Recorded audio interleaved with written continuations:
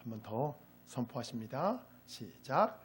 믿으면 하나님의 영광을 보리라. 믿으면 하나님의 영광을 보리라. 자, 부활에 대한 시각은요, 신앙의 모든 것을 말해줍니다. 한 사람의 부활에 대한 시각은 그 사람의 신앙의 모든 것을 말해줘요. 주님은 우리의 부활에 대한 시각을 매우 중요하게 생각하십니다. 주님을 믿는 사람들은 육체적인 죽음을 맞이해도 생명이 완전히 끝나는 것이 아닙니다.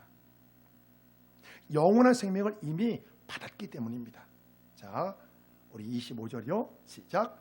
예수께서 이르시되 나는 부활이요 생명이니 나를 믿는 자는 죽어도 살겠고 무릇 살아서 나를 믿는 자는 영원히 죽지 아니하리니 이것을 네가 믿느냐. 이것은 죽은 지 나흘이 된 나사로가 다시 살아날 것을 말씀하시는 것입니다. 주님은 자신의 부활이요 생명이라고 말씀하시며 마르다에게 실제적인 믿음을 요구했습니다. 주님이 원하시는 것은요, 부활을 먼 미래의 사건이 아니라 지금 현재의 사건으로 믿는 것입니다. 그러나 마르다는 마지막 날에 나사로가 다시 살아날 것을 믿었지만 부활을 지금 현재의 사건으로 받아들이지 못했습니다. 자, 27절요. 시작. 이르되 주여 그러하이다. 주는 그리스도시요 세상에 오시는 하나님의 아들이신 줄 내가 믿나이다. 이 말을 하고 돌아가서 가만히 그 자매 마리아를 불러 말하되 선생님이 오셔서 너를 부르신다 하니, 마르다는 주님의 말씀을 듣고도 부활에 대한 자신의 시각을 바꾸지 못했습니다. 마르다는 예수님을 구원자로 믿었지만 지금 당장 나사로를 살려낼 수 있다는 것은 믿지 못했습니다. 자, 마르다는 집으로 돌아가서 동생 마리아를 조용히 불러 선생님이 너를 찾으신다고 말해 주었습니다. 그 말을 듣자마자 마리아는 예수님께 나갔습니다. 주님은 나사로를 다시 살리신 기적을 일으키시기 전에 마리아의 믿음을 더욱 확고히 해주고 싶었습니다.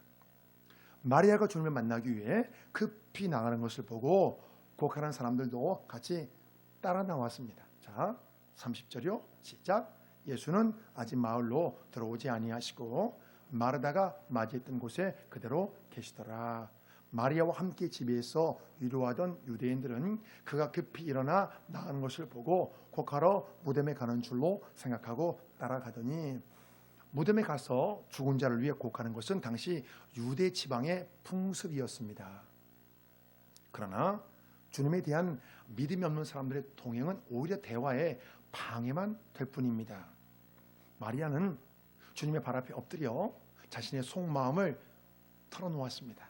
자, 32절이요. 시작.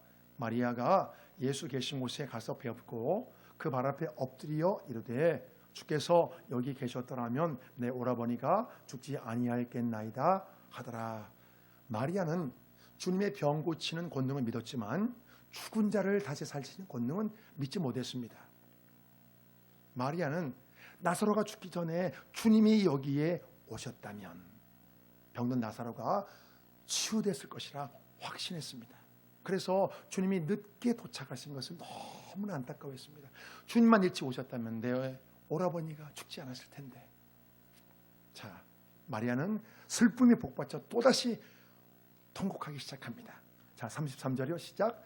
예수께서 그가 오는 것과 또 함께 온 유대인들이 우는 것을 보시고 심령의 비통이 여기시고 불쌍히 여기사 이르시되 그를 어디에 두었느냐. 이르되 주여 와서 보옵소서 하니 예수께서 눈물을 흘리시더라.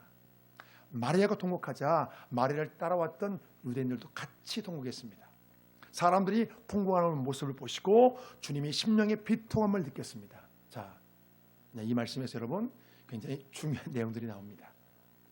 자, 우리가 주목해야 될 것은요, 주님이 무엇에 대해 비통한 마음을 느끼셨는가입니다. 무엇에 대해 비통한 마음을 느끼셨는가? 성경은 이렇게 말씀합니다.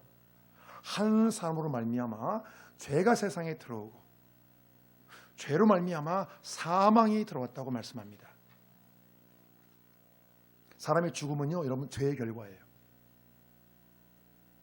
사람의 죽음은 죄의 결과입니다. 그리고 죄의 시작은 마귀의 유혹에서 비롯되었습니다. 아담과 하와가 마귀의 유혹으로 선악과를 먹는 불순종을 범했던 것입니다. 사람에게 가장 큰 고통을 주는 이 죽음의 문제는 결국 마귀와 관련이 있어요. 주님의 비통함은요, 사람들을 슬프게 만든 사망과 사탄에 대한 거룩한 분노입니다. 사망의 권세를 잡고 있는 사탄에 대해서 분노하는 것입니다. 또 한편으로 부활이요 생명이신 주님 앞에서 죽음 때문에 통곡하는 사람들을 불쌍하게 생각했습니다. 사람들이 죽기를 무서워하며 사망 권세에 평생 동안 종노릇합니다. 주님은 죽음 앞에서 무기력한 사람들의 그 모습이 너무나 불쌍해서 눈물을 흘리시는 것입니다.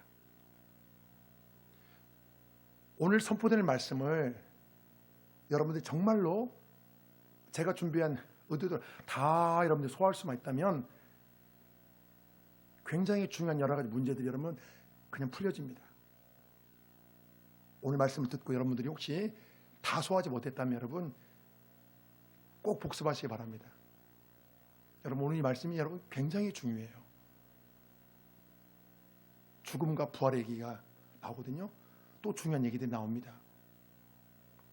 사람들 인생의 가장 큰 문제가 여러분 그 문제잖아요. 죽음의 문제잖아요. 이게 해결이 안 되잖아요. 내가 사랑하는 사람이 먼저 떠나고 그런 문제들이 해결이 안 되고 또 내 죽음의 문제가 해결이 안 되고 많은 사람들이 여러분 그런 고통이 있거든요. 오늘 말씀을 여러분 잘 들으면 그 문제에 대한 답이 나올 것입니다. 자, 마리아를 따라왔던 유대인들은 주님이 눈물을 흘리시는 모습을 보고 말했습니다. 자, 36절이요. 시작. 이에 유대인들이 말하되 보라 그를 얼마나 사랑하셨는가 하며 그중 어떤 이는 말하되 맹인의 눈을 뜨게 한 이 사람이 그 사람은 죽지 않게 할 수 없었더냐 하더라. 유대인들은 주님의 눈물에 대해 사랑하는 나사로의 죽음을 애도하는 것으로 생각했습니다. 주님이 죽은 나사로를 다시 살리실 것이라 전혀 생각하지 못했던 것입니다. 또 그 중에서 어떤 사람들은 눈물을 흘리시는 예수님을 비꼬았습니다. 아니, 맹인의 눈을 뜨게 한 사람이 왜 나사로는 죽지 않게 할 수 없었더냐 이렇게 말하는 거예요. 아니, 맹인의 눈을 뜨게 해놓고 왜 이 사람은 죽게 놓아뒀지? 그러나 예수님의 사랑은요, 죽은 지 나흘이 되어 썩어가는 시체를 다시 살려내는 능력으로 역사합니다. 여러분, 이거 굉장히 중요한 말씀이에요. 왜 죽게 놓아두었냐? 왜 죽게 놓아두었냐? 하나님, 왜 죽게 놓아두었었습니까? 그 질문에 대해서 예수님의 사랑은 죽은 지 나흘이 된 썩어가는 시체를 다시 살려내는 능력으로 역사합니다. 다시 살려낸다는 거예요. 다시 부활시킨다는 거예요. 왜 그 사람 먼저 가게 놓아두었습니까? 이 질문에 다시 살려낸다는 거예요, 주님이. 요한복음에서는요, 당신은 예수님을 누구라고 생각합니까? 이 질문을 계속 던집니다. 당신은 예수님을 누구라고 생각합니까? 지금 우리의 마음에 계속 질문을 던지는 거예요. 우리가 예수님을 믿는 만큼 자신의 한계에 묶이지 않아요. 전능하신 주님을 믿는 자는 자신의 한계를 뛰어넘는 초월적인 삶을 살아갈 수 있습니다. 자신의 약점에 묶이지 않아요. 그걸 뛰어넘는 애를 써요. 기도하면서 뛰어넘습니다. 하나님, 저는 이런 약점이 있으면 하나님 도와주세요. 기도하면서 뛰어넘어요. 그런데 전능하신 주님을 믿지 못하는 자는 자기 약점에 무너집니다. 굴복합니다. 나는 이거 못해. 나는 도저히 못해. 주저앉습니다. 그렇지만 전능하신 주님을 믿는 자는 전능하신 주님이 도와주시기 때문에 주님을 의지하고 자기 약점을 뛰어넘으려고 노력합니다. 삶이 완전히 달라지는 거예요. 주님은 유대인들이 당신을 비꼬는 말에, 당신의 능력을 비꼬는 말에 마음이 몹시 불편했습니다. 자, 38절이요. 시작. 이에 예수께서 다시 속으로 비통히 여기시며 무덤에 가시니 무덤이 구리라 돌로 막았거늘. 나사로의 시신이 있는 곳을 물으신 주님은 이제 무덤에 도착했습니다. 나사로의 무덤 앞에는 무거운 돌문이 있었습니다. 자, 이 상황을 통해서 사망과 무덤의 위력에 대해서 다시 한번 생각해 볼 수 있습니다. 사망과 무덤의 위력. 사망과 무덤은요, 모든 살아있는 것을 다 집어삼킵니다. 그 누구도 사망의 권세를 대적하지 못해요. 두려워하고 절망하며 무릎을 꿇을 수밖에 없습니다. 죽음 앞에서 다 두려워서 무릎을 꿇잖아요. 그러나 부활의 신앙을 가진 우리는요, 사망의 권세에 맞설 수 있는 여러분 능력이 있습니다. 모든 사람들이 두려워하는 이 사망의 권세에서 여러분 승리하는 길은요, 부활의 소망을 품는 거예요. 부활의 소망. 부활의 소망을 품는 거예요. 사망아 너희 쏘는 것이 어디 있느냐.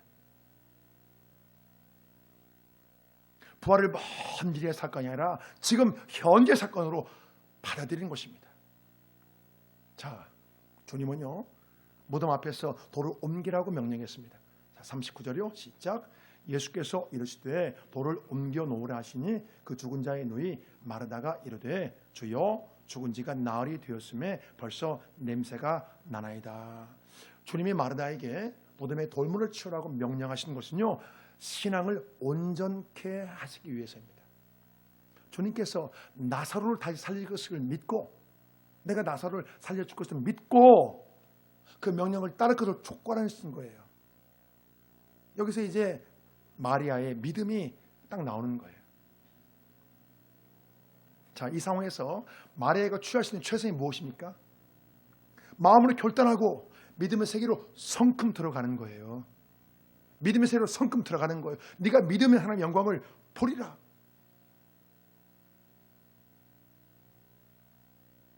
사람의 생각에는 적당치 않게 느껴지는 것들이 믿음의 세계에서는 가능합니다. 믿음의 세계는요, 사람의 결단에서부터 시작해요. 여러분, 결단이 중요해요. 마음의 결단이. 믿음의 세계는 여러분, 우리의 결단부터 시작합니다. 내가 먼저 믿음의 세계로 여러분 들어가는 거예요. 내가 먼저 들어가야 돼요. 믿어져야죠. 여러분, 그게 아닙니다. 그럼 평생 믿음의 세계 못 가요. 내가 믿음의 세계로 들어가기로 결단하고 성큼 들어가면 믿어지는 거예요. 그게 순서가 그렇게 돼요. 우리가 주의 말씀 앞에 자신의 생각을 버리고 마음으로 여러분 결단하는 게 필요해요. 그래야 생각의 한계를 박차고 나와서 여러분 믿음의 길로 나갈 수 있습니다. 주님은요, 나사로가 죽은 지 나흘이 되어 썩은 냄새가 난다는 마르다에게 이렇게 말씀합니다. 자, 40절이요. 자, 시작.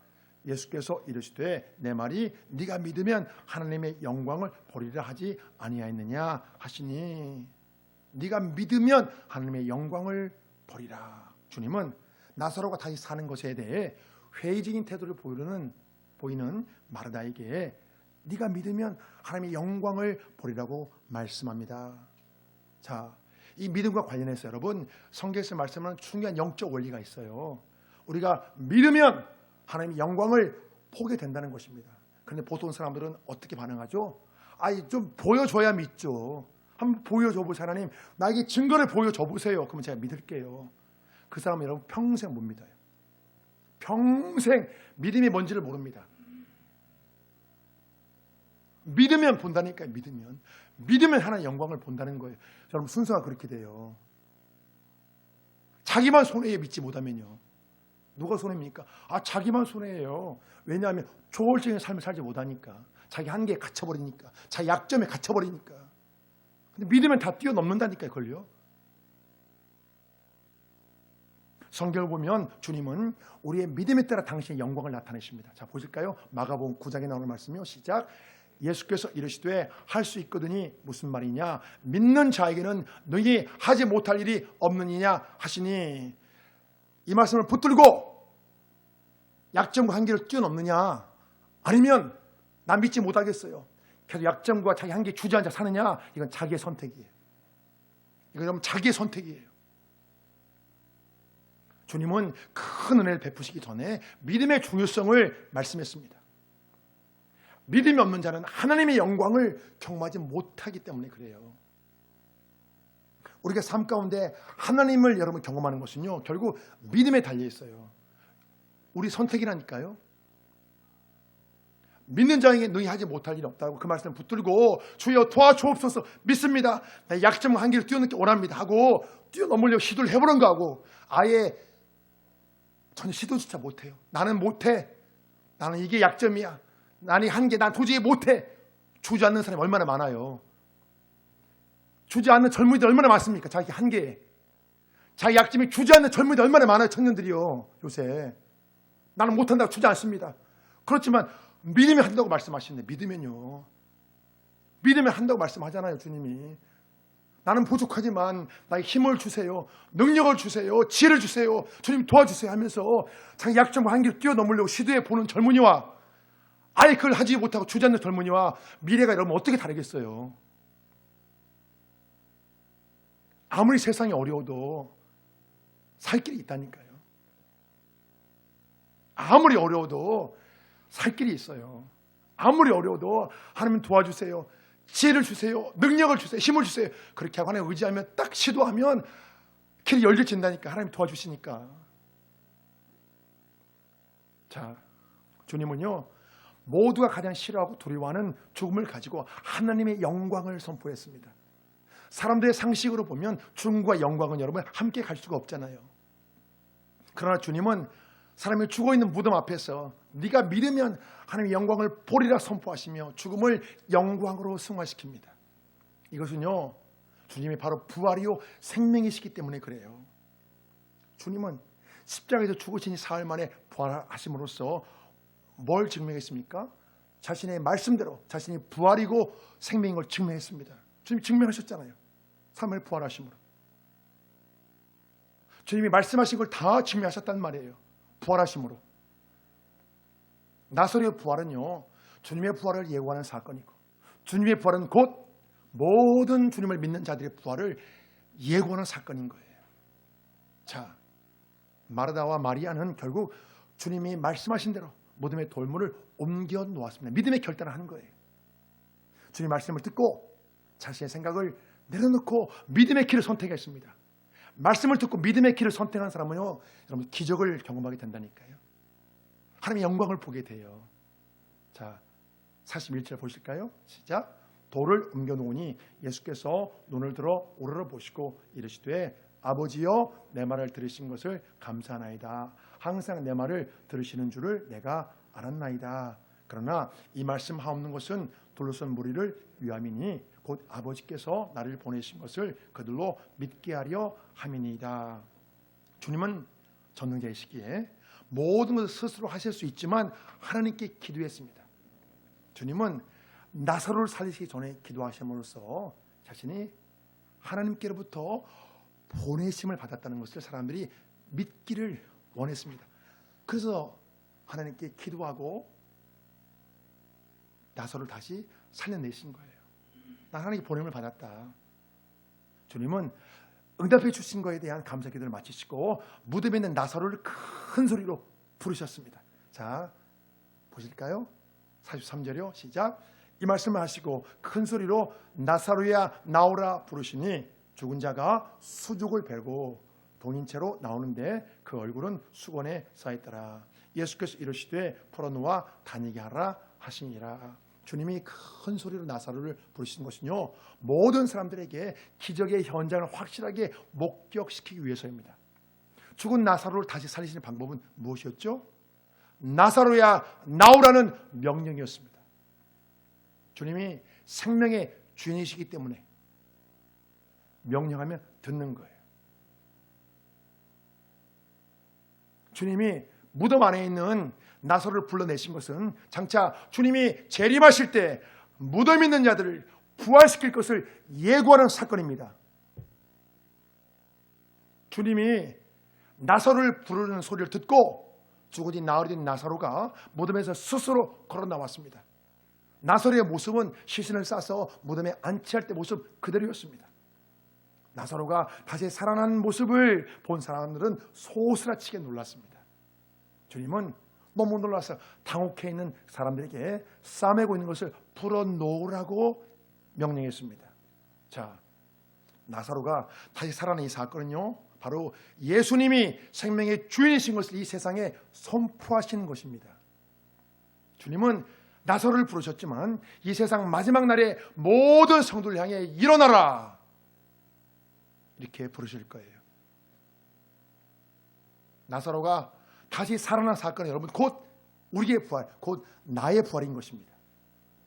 자, 부활은요 하나님의 창조의 능력에서 비롯됩니다. 부활을 믿는다는 것은 여러분 하나님의 창조를 믿는 거예요. 부활과 창조 여러분 같은 거예요. 누가 생명의 주인인가? 이 말씀이거든요. 부활과 창조는 여러분 전능하신 하나님의 능력에서 비롯돼요. 우리가 예수님의 부활의 능력을 여러분 믿으면 뭘 믿을 수 있냐? 여러분 그래서 여러분 창조 사역을 믿을 수 있어요. 생명의 시작에 대해 여러분 크게 보면 두 가지 관점이 있습니다. 창조론과 진화론이에요. 창조론과 진화론 크게 보면 여러분 그렇죠? 두 가지 관점이 있어요. 생명이 시작되는 과정을 여러분 누가 본 사람 있나요? 이 세상에? 혹시 본 사람 있는 분 한번 손 들어보세요. 생명이 시작되는 과정을. 이 세상에 그 누구도 여러분 생명이 시작되는 과정을 본 사람이 없어요. 그래서 창조도 믿음이고 여러분 진화도 믿음이에요. 본 사람 아무도 없어요, 여러분. 그래서 창조도 믿음이고 진화도 믿음이에요. 사람들은 단지 자신이 믿고 싶은 것을 믿는 거예요. 그래서 성경 말씀을 하나님의 말씀을 진리로 믿는 사람이 있고 어떤 과학자의 말을 진리로 믿는 사람이 있습니다. 여러분 이 차이예요. 창조론과 진화론의 차이는 뭐냐? 나는 하나님의 말씀을 진리로 믿겠습니다. 이 사람은 창조를 믿는 것이고요. 나는 하나님의 말씀 믿지 못하고 나는 과학자의 말을 진리로 믿겠습니까? 이 사람 여러분 진화론을 믿는 거예요. 과학자 연구 결과를 믿는 거잖아요. 그걸 믿는 거예요. 그냥 단순히. 사람이 무엇을 믿든지 자신의 자유지만 그 결과는 엄청난 차이가 있습니다. 창조는 하나님을 믿는 과정으로 인도하지만 여러분 진화는요 성경 하나님을 끝내 부인하며 믿지 못하게 만들어요. 이건 여러분 맞고 틀리고 문제가 아니라 믿음의 문제입니다. 아무도 본 사람이 없잖아요. 자신이 믿고 싶은 걸 믿는 거예요. 하나님의 말씀을 믿는가 과학자의 말을 믿는가 이 차이입니다. 여러분 만일 하나님을 끝까지 부인하면 여러분 그 영혼의 끝이 어떻게 될까요? 끝까지 하나님을 부인해요. 과학자의 말을 믿고 과학자의 말은 믿고 과학자의 연구 결과를 신뢰하고 하나님을 끝까지 부인해요. 어떻게 될까요? 여러분 그 영혼이 결국 진화론은요 진화론은 사람이 하나님을 믿지 못하게 만드는 여러분 사탄의 최고의 전략입니다. 여러분 이단 사상보다 더 무서운 게 여러분 진화론이에요. 이게 우리가 내 자녀가 이단에 빠졌다면 심각하게 생각하는데 내 자녀가 진화론에 빠졌다면 분명히 심각하게 생각하지 않습니다. 그래서 무서운 거예요. 여러분 이게 내 자녀가 이단에 빠졌다면 어떻게든 꺼내려고 애가 타거든요. 내 자녀가 진화론에 빠져서 교회를 안 나오면 부모님들이 심각하게 생각하지 않아요. 그래서 여러분 이게 무서운 거예요. 이단보다 여러분 더 무서운 게 진화론 사상이에요. 이게 지금 수많은 젊은이들이 여러분 사탄의 이 전략에 속아서 주님을 온전히 믿지 못하겠습니다. 믿지 못하겠어요. 여러분 이 진화론이 정말 무서운 것은요 복음의 핵심 진리 여러분 주님의 부활까지 믿지 못하게 만든다니까요. 이게 여러분 풀리지가 않아요. 이게 그래서 끝내 성경을 믿지 못하게 만들어요. 지금도 사탄은 두루다니며 삼킬자를 찾고 있습니다. 우리가 하나님의 사람들이기에 여호와의 용사이기에 사탄의 전략 여러분 거울과 분노를 느끼는 것이 마땅해요. 이 시대에 여러분 사탄은 교육과 문화를 통해서 수많은 젊은이들을 교회를 떠나게 합니다. 그 중에 가장 무서운 전략이 뭐냐 여러분 이거예요. 진화론 학교에 다 배우잖아요. 이게 정말 여러분 무서운 거예요. 자 말씀의 결론을 이제 맺겠습니다. 나사로가 다시 살아나는 사건은요 예수님이 누구신지를 보여주는 여러분 표적이에요. 성경을 보면 많은 기적이 있지만 기적만이 하나님의 영광을 나타내는 게 아니에요. 우리가 먹든지 마시든지 무엇을 하든지 여러분 하나님의 영광을 나타낼 수 있습니다. 우리의 마음먹기에 달려있는 거예요. 만일 나의 죽음을 통해서라도 하나님의 영광을 나타낼 수 있으면 얼마나 좋을까요? 이 땅에 태어나는 모든 사람 다 시한부 인생이에요. 아무리 발버둥 쳐도 다 죽어요. 때가 되면. 그렇게 죽지 않을 것 같은 사람들 다 죽더라고요. 때가 되면 우리 모두가 다 육체적인 죽음을 맞이합니다. 여러분, 그게 사실로 다가오지 않겠지만 우리 여러분 다 죽어요.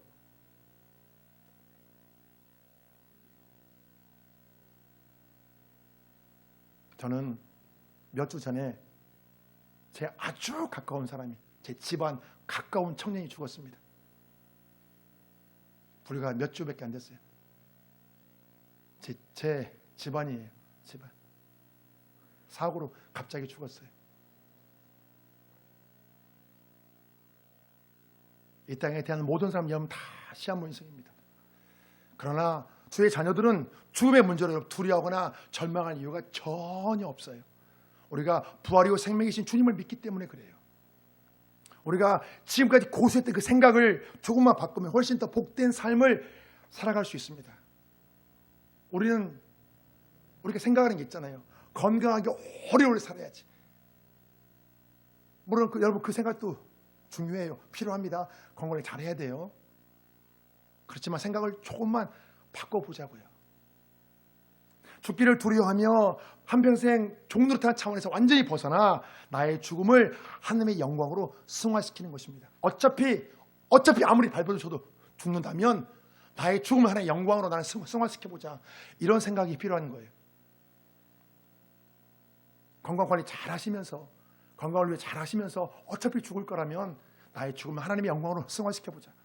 자, 부활하신 주님을 만난 제자들은요, 생명을 다해 주님의 부활 소식을 전했습니다.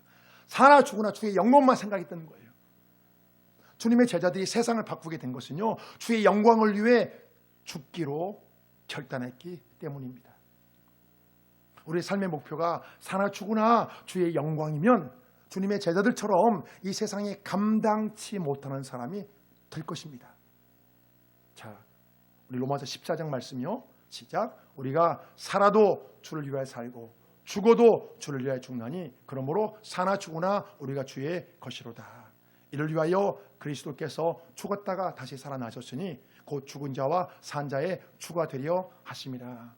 이 땅에 수많은 사람들이 죽기를 무서워하며 사망의 권세에 평생을 종노릇합니다. 바로 그 현실 속에서 주님은 나는 부활이요 생명이라고 말씀했습니다. 또 그 말씀도 실제로 부활하셨습니다. 주님의 부활은 여러분 곧 우리의 부활, 곧 나의 부활이에요. 주님의 부활은 여러분 나의 부활입니다. 우리가 부활의 소망으로 살아가고 또 부활의 소망으로 평안하게 죽음을 맞이하는 것이 하나님의 영광을 나타내는 거예요. 나는 부활이요 생명이라고 말씀하신 그 주님은요, 우리 여러분 구원자이시고 왕이시고 주인이십니다. 여러분 이걸 잘 기억하셔야 돼요. 우리 한번 선포해 볼까요? 나는 부활이요 생명이라고 말씀하신 주님은 나의 구원자이시고 나의 왕이시고 나의 주인이십니다.